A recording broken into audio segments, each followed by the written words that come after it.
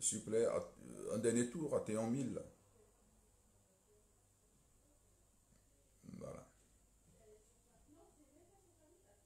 En fait, toutes mes excuses déjà parce que je n'ai pas annoncé ce direct.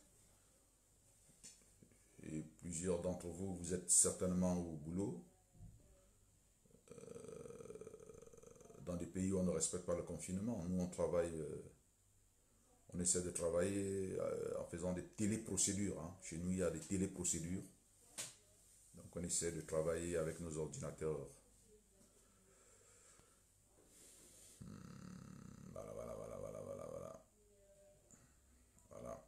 Bon, nous serons bientôt 1000. Voilà, je vais commencer. Alors, j'ai décidé de faire ce message pour m'adresser à notre compatriote, l'un de nos brillants intellectuels, il faut le reconnaître, Monsieur Éric Mathias Ounangini. J'ai suivi une vidéo dans laquelle il apportait un démenti cinglant sur les affaires de Ngarbou. Alors je me suis dit, c'est le moment de parler à cet intellectuel que j'ai à plusieurs fois contacté sous des posts et qui a souvent apporté des, des réponses évasives sans profondeur. En parlant à M.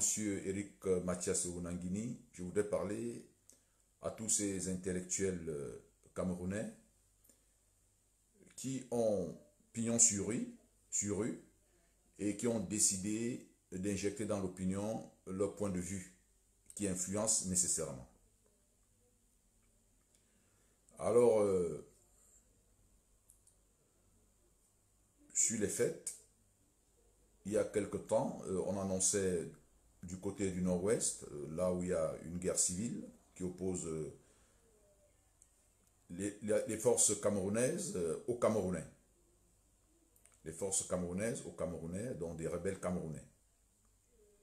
Et des organisations internationales non gouvernementales ont dénoncé des abus de la part de nos forces de défense et de sécurité, notamment des crimes contre des enfants et des femmes dans un village appelé Ngarbou. Alors, il y a eu une levée de bouclier national et international sur cette situation. Et pour porter la voix que je peux appeler gouvernementale, des intellectuels se sont levés pour critiquer, pour dénoncer, je dirais même, pour calomnier ces organisations non gouvernementales ou ces associations camerounaises. Je vois par là le rédac de Madame Ngombe. Des membres du gouvernement se sont levés, ont dit des choses que je ne voudrais pas reprendre ici.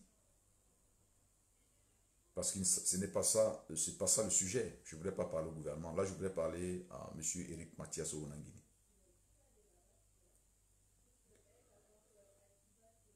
Monsieur Éric Mathias Ounangini, comme je le disais à mon prologue tout à l'heure, dans mon prologue tout à l'heure, est l'un des brillants intellectuels camerounais. J'ai connu monsieur Éric Mathias Ounangini dans la ville de Bordeaux. Nous n'étions pas amis, mais j'étais au Cameroun et je venais souvent de temps en temps rendre visite à ma famille du côté de Bordeaux. Et tout le monde le présentait comme un génie. À Bordeaux, il était présenté comme un génie, un brillant garçon. Il ne sortait pas, il était toujours chez lui. Contrairement à sa sœur, qui était très accessible, qui était avec la communauté camerounaise, qui est aussi professeur aujourd'hui, Madame Ouna, que je félicite Ouna, que je félicite pour la circonstance. Monsieur Ouna est rentré au Cameroun, bouillonnant d'intelligence. Il a commencé à s'investir dans le débat public. On se souvient de cette sortie mémorable, historique, du professeur, à cette époque, docteur, chargé de cours à l'université, qui avait fustigé la fameuse association je crois, des amis des jeunes qui soutiennent le président Paul Biya et qui s'était érigé en une structure de trafic d'influence, de manipulation de toutes sortes auprès des autorités, des Camerounais de tous bords. Et cette sortie avait été saluée tout simplement parce que ce qu'il disait, le courage qu'il avait, rassurait les Camerounais qu'on pouvait dénoncer de telles structures qui foisonnaient dans l'opinion publique. Ce d'autant plus que Mathias Eriko Ongini était le fils d'une ponte du régime. Son père, monsieur le professeur Joseph Oona, a été secrétaire général à la présidence de la République pendant de longues années, plusieurs fois ministre, chancelier des universités. Et que ce soit le fils d'une ponte du régime qui vient dénoncer ces petites structures parapolitiques qui écumaient la République pour escroquer, estorquer de l'argent aux citoyens. C'était remarquable. À la suite de cela, avec l'avènement des chaînes FM, des chaînes de radio FM, M. Onangini s'exprimait au peuple camerounais, devant le peuple. Il dénonçait avec manière, avec les mots, avec justesse, avec force et puissance, le décloisonnement ou alors les manipulations de cette nomenclatura étatique. Et nous étions très contents. Nous étions très très contents, satisfaits, salués. Celui-là que nous allions appeler plus tard l'ami du peuple, l'ami de la parole. Bref, c'était l'intellectuel. Il y avait des conférences très courues qui étaient organisées dans des salles à travers les villes du Cameroun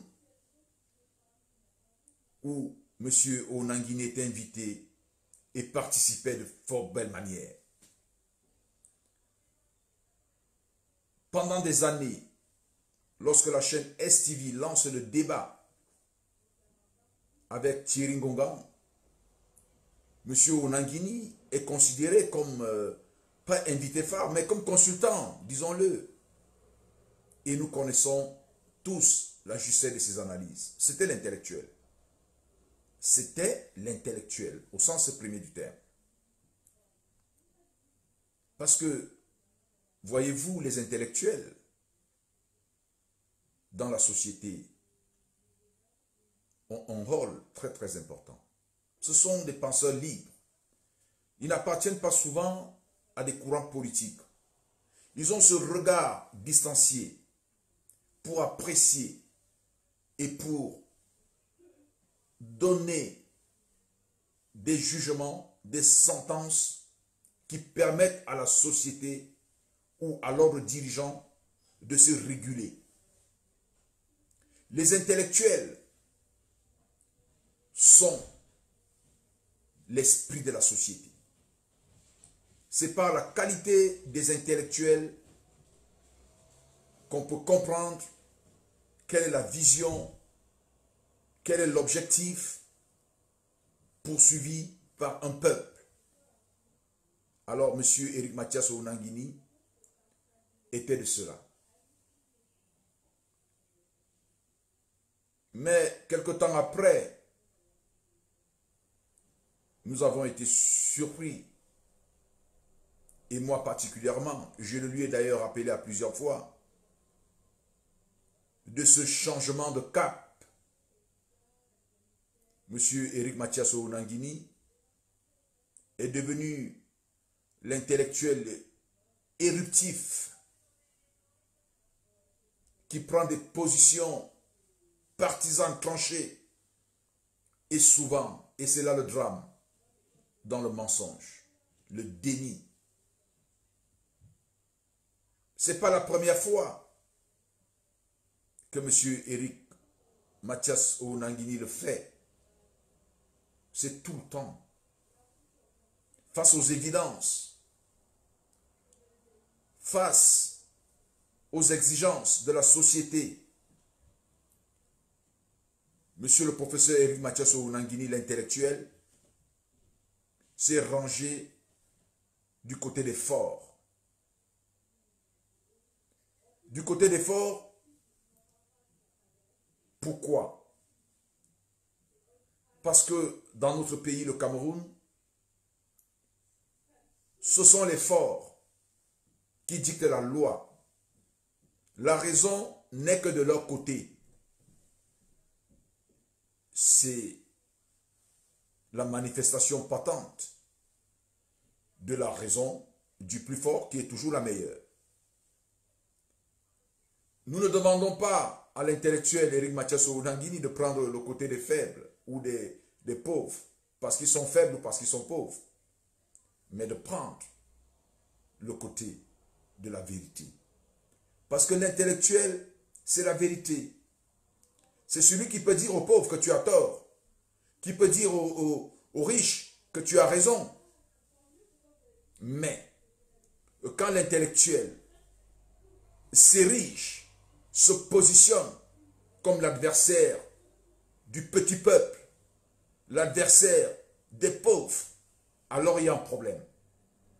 Alors il y a un véritable problème.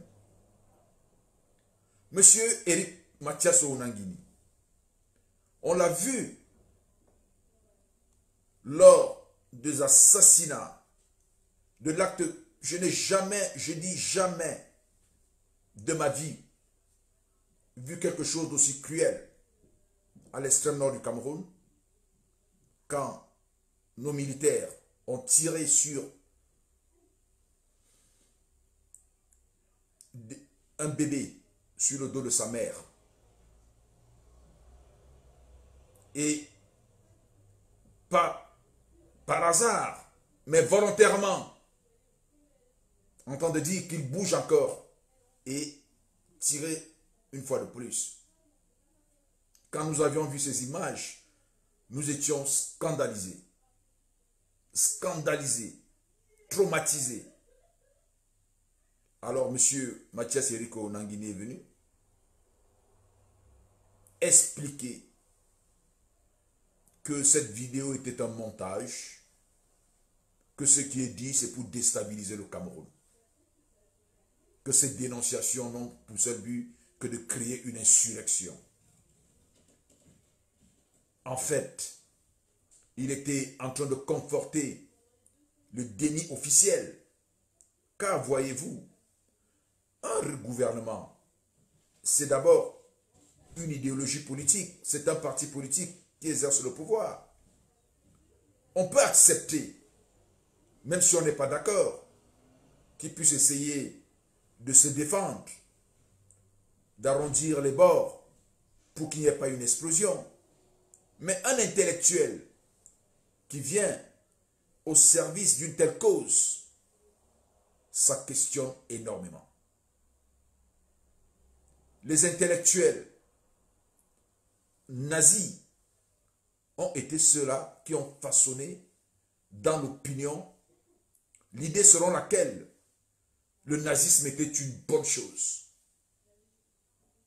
Et c'est ce que le professeur Mathias Éric Ouanangini est en train de faire.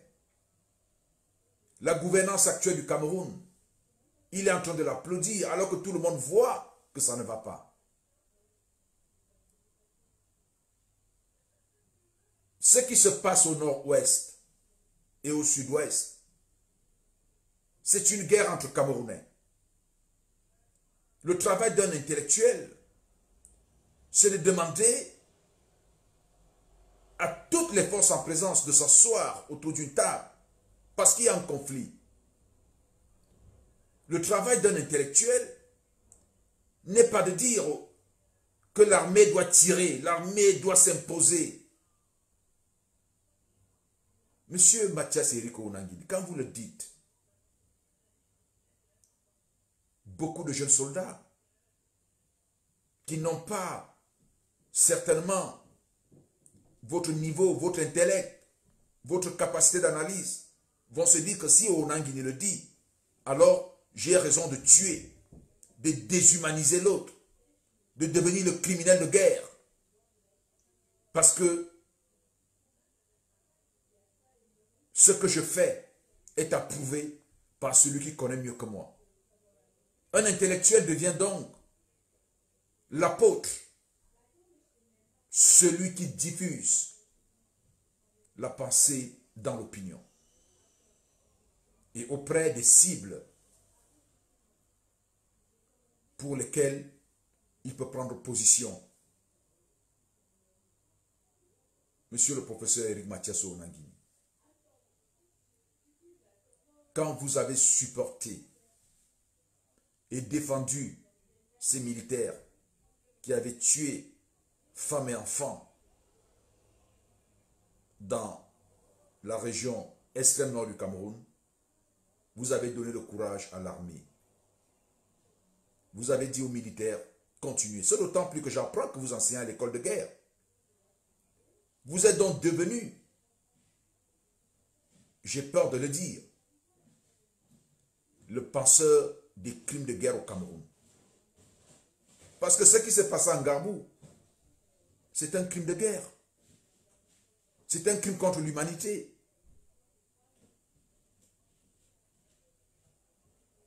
Les intellectuels, dans de telles circonstances, devraient appeler tout simplement le gouvernement et nos forces de l'ordre, nos forces de sécurité, de défense et de sécurité, à plus d'humanité.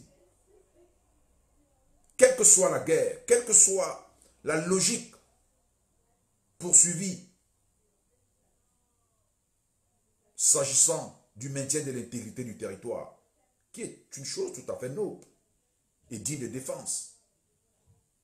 Mais rappeler à l'État, rappeler à nos militaires, sans lesquels notre pays ne peut valablement fonctionner, qu'il y a des lois, il y a la morale lorsqu'il y a une guerre. Il y a certaines choses qu'on ne fait pas. Fallait-il qu'il y ait une pression internationale pour mettre le gouvernement dos au mur, pour ouvrir une enquête? Monsieur le professeur Éric Mathias Onangini, c'est vous, c'était votre rôle. Dès qu'on avait annoncé, dès que de tels faits étaient portés sur la place publique, d'appeler l'attention des autorités camerounaises sur la nécessité d'ouverture d'une enquête indépendante. Tout à l'heure, et c'est pour ça que j'ai décidé de faire ce direct, j'ai lu un de vos commentaires où vous félicitiez l'armée en quelque sorte.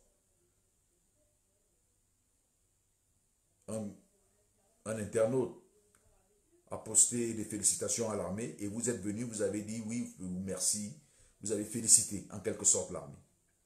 Non. Au vu de ce qui s'est passé en Garbou, nous ne devons pas féliciter notre armée. Nous devons appeler notre armée à la retenue.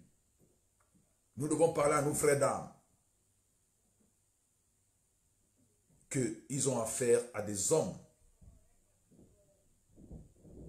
Certes, ce sont des rebelles, Certes, il commet des exactions, mais l'armée n'est pas les rebelles. L'armée est responsable. L'armée est formée. La réaction de l'armée ne doit pas être comme celle des rebelles. Et sinon, cette armée aussi devient une rébellion. Parce qu'elle a des règles et qu'elle doit respecter. Le rappeler à notre armée, ce n'est pas être contre notre armée, comme vous essayez de le présenter à l'opinion et à ces militaires en disant que tous ceux qui vont demander à notre armée d'être humaine, de respecter les règles de guerre, que ceux-là sont les ennemis de la République. Vous avez créé une fissure sociale qui fait qu'aujourd'hui, les Camerounais sont divisés entre ceux qui seraient pro-armée et contre-armée. Vous liguez donc l'armée camerounaise contre une partie de son peuple. Monsieur Eric Mathias Ounangini. C'est très grave ce que vous posez comme acte. Ressaisissez-vous. Ressaisissez-vous. Vous êtes devenu un élément dangereux. Ce n'est pas le rôle des intellectuels dans un pays. Je ne vous demande pas de critiquer le gouvernement. Vous êtes libre. Mais d'avoir des positions de hauteur, des positions de justice, des positions de vérité et surtout courageuses. Mais pas d'être ou de devenir l'apôtre, le défenseur de ce qui n'est pas bien. Vous êtes devenu celui qui dit que le mal est devenu le bien et que le bien est devenu le mal. Où allez-vous, cher Mathias Eric Ounangini?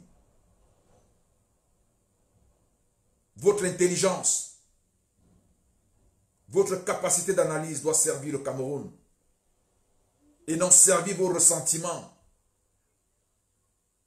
Ou alors, ceux qui viennent auprès de vous, vous influençant, vous manipulant pour dire des choses qui leur feraient plaisir ou alors se maintenir au pouvoir. Non, chers compatriotes, le Cameroun, c'est un pays qui appartient à tous les Camerounais. Ceux qui sont contre et ceux qui sont pour. Et toi, l'intellectuel, mets-toi au-dessus. Voilà aujourd'hui un dossier dangereux pour ceux que tu défends. Et je vais te le dire. J'ai lu le rapport du gouvernement sur les crimes de Ngarbou. Il y a déjà là des soupçons d'un génocide. Pourquoi soupçon d'un génocide? Parce qu'on voit l'armée, quelques militaires, appelez-les comme ça, mais qui sont l'armée, qui sont en mission de l'armée, accompagnés des civils, certainement d'une tribu. On a bien vu que dans le rapport, le gouvernement n'a pas été assez courageux pour dire qui sont ces civils. Même si on ne peut pas les identifier, ces militaires savent qui sont ces civils et de quelle ethnie ils sont. Aller attaquer d'autres ethnies ou une autre ethnie. Ça veut dire qu'il y a une volonté de ces militaires qui agissaient au nom de l'État du Cameroun, au nom de l'armée camerounaise, d'accompagner, je vais dire, peut-être je préfère ne pas le dire, la mort des Camerounais d'une autre tribu. Je ne veux pas parler, comme je l'ai dit, d'épurement, parce que c'est très lourd. C'est très très lourd. Cet aspect du problème, Monsieur Mathias Eric Ounangini, je vous ai lu quand vous avez commencé à dénoncer ce que vous appeliez l'épuration de l'ethnie Mbororo. Au début de cette crise, vous avez commencé à le dire, à l'appuyer, à l'analyser. C'était pour créer quoi? C'était pour créer ce qui est en train de se passer. Cette ethnie, accompagnée, appuyée par l'armée, qui va donner la mort. Ils sont allés. Il y a eu des morts, d'après le rapport, mais volontairement, ils ont mis le feu. Et le rapport dit que même ces populations civiles ont participé. Vous savez bien que le fait de brûler des maisons, de brûler des corps, constitue des cas de crimes contre l'humanité. Et s'il y a une connotation tribale, ça devient un génocide. Alors, c'est par vos conseils, votre appui à ce genre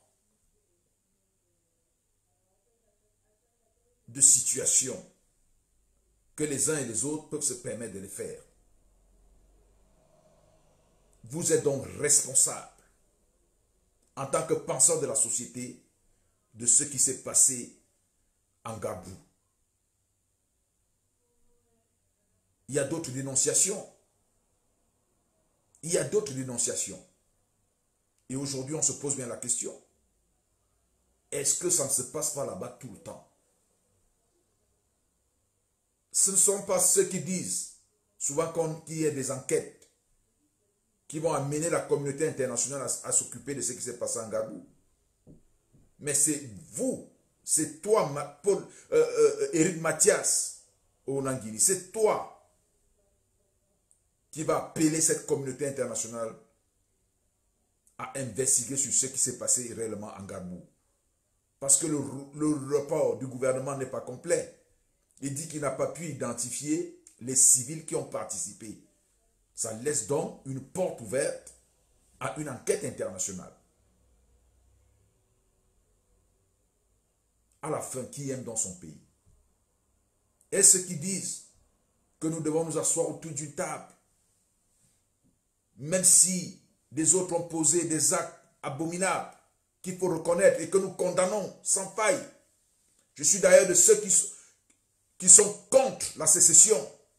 Je n'ai jamais soutenu ce mouvement anglophone parce que sur le plan juridique, il n'est pas fondé, il ne tient sur rien. Je l'ai démontré à plusieurs reprises. Mais, face à la mort, face aux crimes les plus abjects, les plus ignobles, abominables les uns après les autres, le peuple doit s'asseoir. Nous devons nous asseoir autour d'une table. Éric Mathias Onangini, c'est ce que tu dois demander. Je te tutoie maintenant. Parce que là, je parle déjà en frère. Voilà ce que tu dois demander. Ça doit être ton cri de chaque jour en tant qu'intellectuel, comme nous le faisons. Qu'est devenu notre pays? Regardez ces jeunes soldats. Ils sont souvent très jeunes, 22, 23 ans, 24 ans, 25 ans, qui portent sur eux maintenant, dans leur conscience, la responsabilité d'avoir commis des abominations. Oui, il y a des morts, mais aussi il faut plaindre, il faut pleurer le sort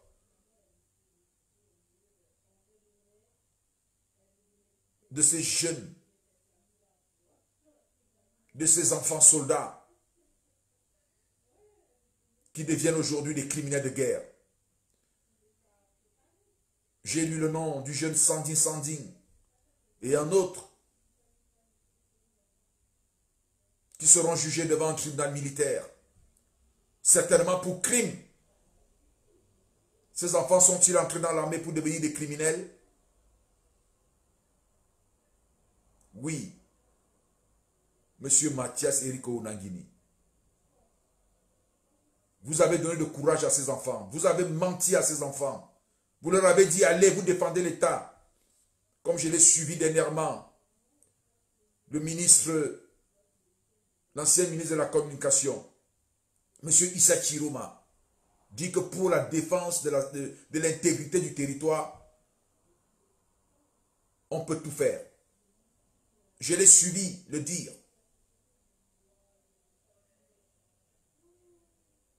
Cet homme qui n'a plus de morale, qui ne sait pas que même s'il y a des mouvements sécessionnistes, il y a des lois, il y a une réglementation de guerre que chacun doit respecter, que toutes les parties belligérantes doivent respecter.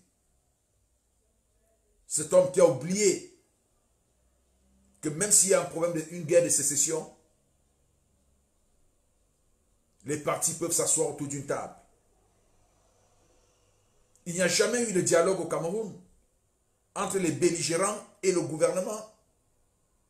Il y a eu des tentatives en Suisse. Le grand dialogue national n'a jamais été un moment de concertation ou un moment de dialogue ou de médiation entre le gouvernement et les rebelles. Or, tout le monde sait que c'est par là qu'il faut passer. C'est la condition sine qua non de la paix dans ces régions. Ces intellectuels comme Éric Mathias au Nangini, vous qui venez sur les plateaux de télé où vous êtes invités pour demander à l'État de durcir, sur quoi comptez-vous? Sur le sang des autres? Sur le sang de ces jeunes soldats? Ces petits frères, nos enfants qui sont en train de mourir. Pouvez-vous donner exactement le nombre de soldats camerounais morts là-bas au nord-ouest, au sud-ouest? Vous ne donnez plus ces chiffres. Parce que vous savez que c'est un carnage. Autant les rebelles meurent, autant nos soldats, nos enfants, nos neveux, nos cousins, nos petits frères sont en train de mourir. Ceux-là qui sont entrés dans l'armée, non pas pour faire la guerre, mais pour gagner, pour avoir un salaire, un gagne-pain, pour avoir un emploi. Regardez tous les veufs, les orphelins que laissent nos soldats et soldates au front du nord-ouest et du sud-ouest, alors qu'on peut régler cette affaire en nous asseyant autour d'une table.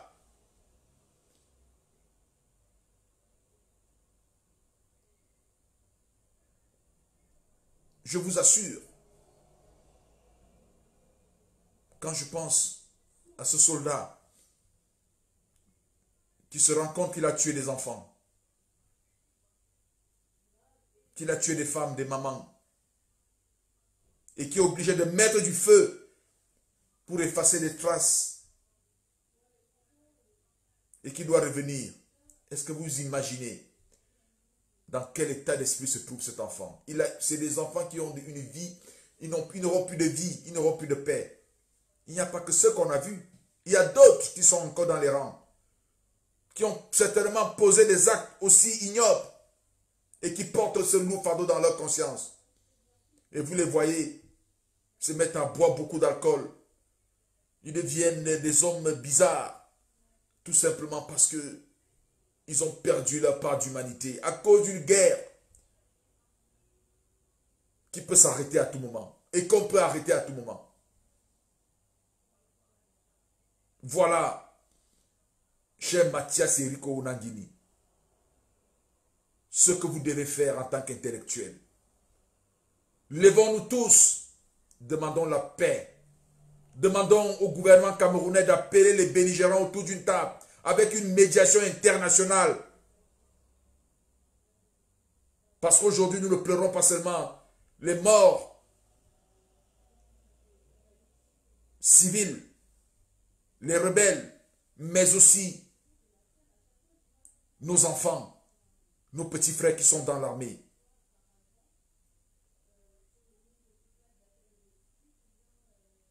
Que cette part d'humanité revienne en toi, en vous, cher Mathias Erico Nangini. Vous êtes très écouté. Vous êtes devenu le Goebbels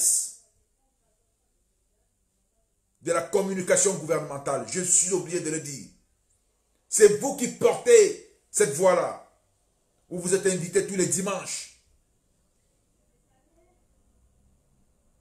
Vous êtes devenu un instrument très dangereux, un instrument de division, un instrument de la haine, de l'irresponsabilité, de la mort. Ressaisissez-vous. Il est encore temps. Faites amende honorable. Appelez le gouvernement à la table de négociation.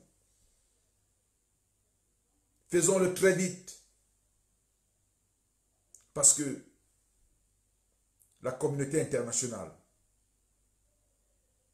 ne laissera pas de tels actes se perpétuer sans s'intéresser.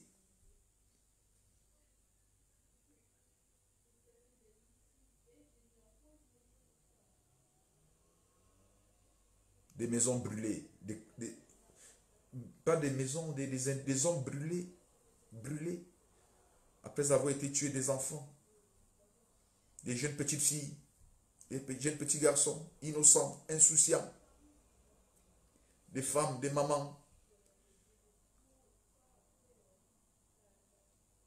On doit arrêter ça, Éric Mathias. On doit travailler pour arrêter ça. Et si c'était nos enfants, nos propres enfants, et si c'était nos femmes, aurions-nous la même position? Pourquoi devons-nous être insensibles à la mort, à la souffrance des autres? Au nom de quelle idéologie pouvons-nous croire que nos vies valent mieux que les vies des autres?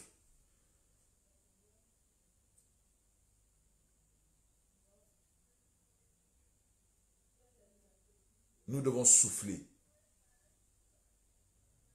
Nous ne devons pas frapper. Je ne voudrais pas reprendre un proverbe bien de chez moi qui dit, mais je suis obligé,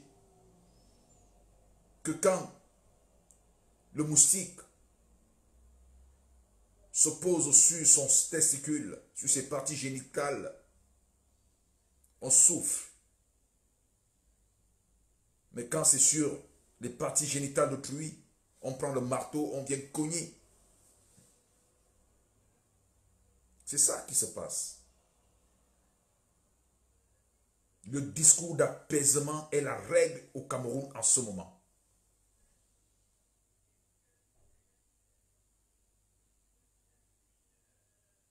Mon cher Éric Mathias Onangini, brillant enfant du Cameroun, nous ne te demandons pas d'acclamer ceux qui s'opposent au gouvernement. Nous te demandons tout simplement d'être juste et d'être courageux pour dire la vérité. À quoi ça sert de gagner la sympathie de ceux-là si on vient à perdre son âme? Et là, je paraphrase une parole sacrée. À quoi ça sert de gagner le monde si on vient à perdre son âme?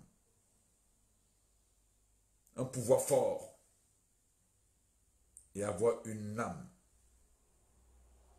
infectée, souillée, impure. Où est donc la réussite? Je profite donc de cette occasion pour parler aussi à tous ces intellectuels camerounais devenus des apôtres des causes injustes et indéfendables. Ressaisissez-vous. Vous êtes une grâce pour nos peuples, pour notre pays. Jouez votre rôle. Ayez ce regard critique. Soyez courageux. Ne pensez pas aux nominations, aux récompenses. L'intellectuel n'est pas... C'est pas quelqu'un qui a des soucis matériels. Ce n'est pas ça l'objectif d'un intellectuel. L'intellectuel est respecté parce qu'il y a une sorte de détachement par rapport au matériel. Parce que les œuvres de l'esprit sont au-dessus du matériel. Jean-Paul Sartre, ce grand intellectuel français, n'avait pas d'immeuble. C'était des hommes, parfois qui mouraient et qui n'avaient pour bien que leur machine à taper. Mais des siècles ou alors des années après, ces intellectuels-là sont toujours respectés. C'est leur pensée. C'est eux qui formatent les civilisations, les modes de pensée des sociétés. C'est plus important que celui qui a eu des biens matériels et qui s'efface dès qu'on l'enterre. On n'en parle plus. Personnellement, j'ai de l'admiration pour les intellectuels. Mongo Betty n'était pas riche. Mais pour moi, quand je lis, je vois sa pensée, je dis, mais c'est quel grand homme. Fabien Ebussi Boulaga, qui vient de nous quitter, qui est cité régulièrement par nos amis africains. Et Benezen Djomouele, qui est au Cameroun, qui n'a pas forcément et certainement des grands biens matériels, qui est cité par les Ivoiriens, les Burkinabés, les Sénégalais, Angèle Benven, tous ces intellectuels-là, Jean-Marc est là, ce sont des valeurs de notre pays. Les Thomas Mélonné. Voilà. Prenons même le cas de Mononjana, Hubert Mononjana. Je sais qu'il n'est pas riche. Mais un jour, j'ai vu un documentaire. Il était chez lui, il a montré sa bibliothèque. J'ai regardé ça, j'ai dit, cet homme a lu tous ses livres. Il les a lus. Ce sont les intellectuels qui font les sociétés. Ce sont les intellectuels qui conçoivent la pensée sociétale. Ce sont les intellectuels qui donnent un sens à nos vies. Que dans le cas d'un pays comme la France est bâtie, elle est fondée sur la pensée des intellectuels. Ce sont eux, leurs philosophes, leurs écrivains, leurs historiens, leurs hommes de lettres, leurs hommes d'art, tous ces grands auteurs, ce sont eux. C'est pour ça qu'ils sont vénérés. Ils ont des statues, ils ont des noms de baptême de rue, parce que c'est leur pensée qui ont fomenté la société française. Aux États-Unis, c'est pareil. Ce sont ceux-là. Quand le professeur Marcien Toa parle de la pensée africaine, parce qu'il sait que sans cette pensée, les Africains ne peuvent pas être ce qu'ils devraient être. Oui, ce sont les intellectuels, Éric Mathias Ounangini. C'est pour ça que quand tu parles, quand vous parlez, je vous tutoie parce que vous êtes un frère et en même temps, vous êtes un compatriote, un professeur émérite. Je sais tout ce que vous avez reçu comme frustration. Vous méritez et vous le méritez votre statut de professeur d'université depuis des années. Parce que tout le monde sait, nous sommes convaincus que vous êtes compétent, vous êtes une lumière. Mais que votre lumière ne se transforme pas en ténèbres. La lumière vient pour chasser les ténèbres. La lumière ne vient pas pour créer les ténèbres. Il y a antipathie, il y a inconformité, il y a déphasage, il y a opposition entre la lumière et les ténèbres. Homme de lumière, homme de science, apporte la lumière à ton pays. Sors des ténèbres dans lesquelles tu te retrouves. Parce que ta lumière est en train de s'éteindre. Tu deviens de plus en plus un astre mort. Recharge-toi des énergies de la vérité, des énergies de la justice, des énergies du courage, de l'indépendance, pour te positionner en éclaireur, en flambeau, en lampe. Car, dit une parole sacrée,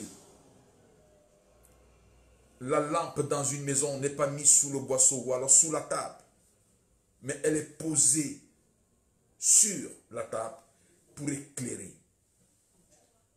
Les messes noires dans lesquelles vous vous retrouvez, professeur Onangini, pour fomenter, pour penser, pour manipuler le peuple camerounais. Sortez de là, mettez-vous au-dessus pour éclairer. Sortez de ces messes noires. Ceux qui sont les grands sacrificateurs de ces messes noires n'ont pour seul objectif et pour seul regard le matériel. Avoir des maisons, avoir des comptes bancaires, avoir de je sais pas quoi, des voitures, avoir des maîtresses logées par-ci par-là, faire des voyages dans le monde. C'est des hommes qui se nourrissent de leur chair. Et tout ce qui est chair est périssable. Mais l'esprit vivifie, l'esprit reste. C'est pour ça qu'il faut aimer l'esprit. Quand nos chairs se retrouvent dans nos tombes, ce qui restera, c'est notre pensée. C'est pour ça que certains ont dit que les artistes ne meurent pas. Après leur mort, après leur enterrement, on continue à les écouter. On continue à avoir en nous leur âme. Quand le musicien Johnny Hallyday meurt en France, le président français vient dire que nous avons en nous, en chacun de nous, nous avons l'âme, une partie de l'âme de Johnny Hallyday. Mathias Eric Onangini, enfant de la République, notre intellectuel, revient à la raison. Je vous remercie.